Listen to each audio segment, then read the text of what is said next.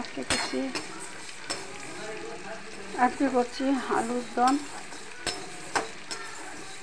মুগ ডাল ভাজা দিয়ে, কাজু মুগ ডাল ভাজা দিয়ে আলুর দম। মশলা বাটা হয়ে গেছে,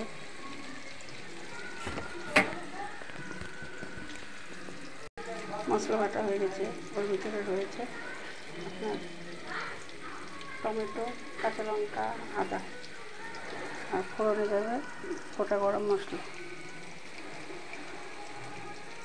আর নুন, হলুদ, জিরে গুঁড়ো, ধনে গুঁড়ো, এগুলো তো আছে, কাশ্মীরি লঙ্কার গুঁড়ো। তাই একটু পরে আবার দেখাচ্ছি। আর এদিকে চাপিয়ে দিলাম ছোলার ডাল হবে, ছোলার ডাল চাপিয়ে দিলাম। এখন কুকারে চাপালাম, সিটে দিয়ে দিব। এবার চাপিয়ে দিচ্ছি, গোটা গরম মশলা ফোড়ন দিলাম, জিরে ফোড়ন দিলাম,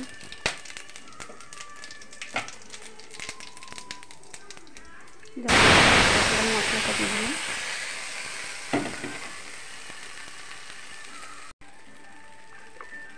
এর ভিতরে গেল হলুদ গুঁড়ো,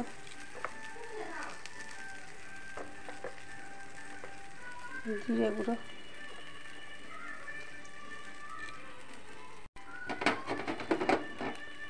লবণ। আমি হাত দিয়ে লবণ না দিলে বুঝি না কতটা দিলাম, তাই জন্য হাত দিয়ে দিলাম। আর দিলাম স্বাদের জন্য সামান্য একটু চিনি,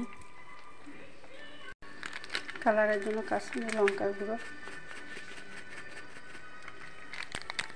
এটা বাড়িয়ে নিয়ে মশলাটা কষে দেবো।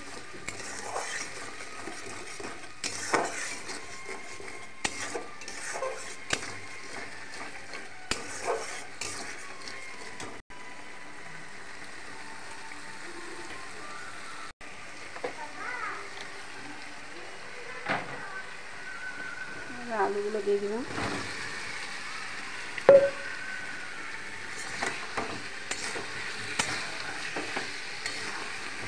একটু কষিয়ে নিই, তারপরে জল দেবো। কষানো হয়ে গেছে,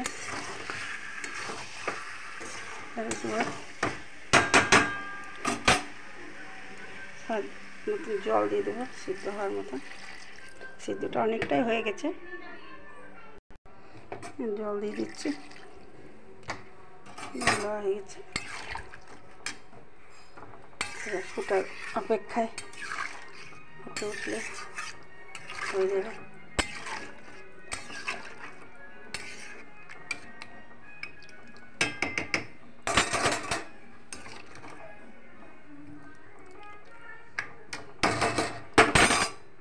আপনাদের বলেছিলাম মুগ ডাল দিয়ে করবো, ওই জন্য মুগ ডাল আর যে কাজুটা ভেজে নিয়েছিলাম সেইটাই গুঁড়ো করে নিয়েছি। এই যে কেমন কালার হয়েছে দেখুন, সাদা সাদা। ওটা মুগ ডাল ভাজা আর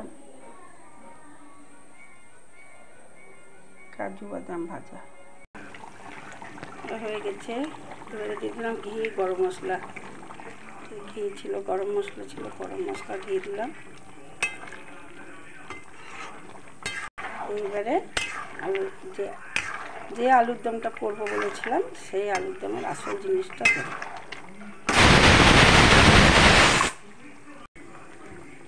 একটু জল থাকতে থাকতে দেবো, গাঢ় হয়ে যাবে। কাজু আর মুগের ডাল ভাজা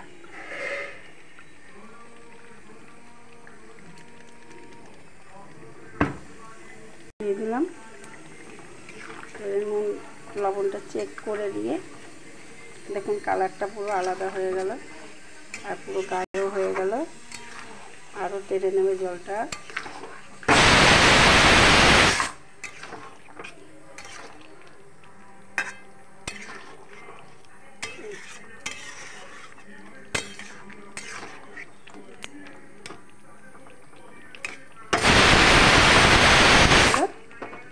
মুগ ডাল ভাজা দিয়ে আলুর দম।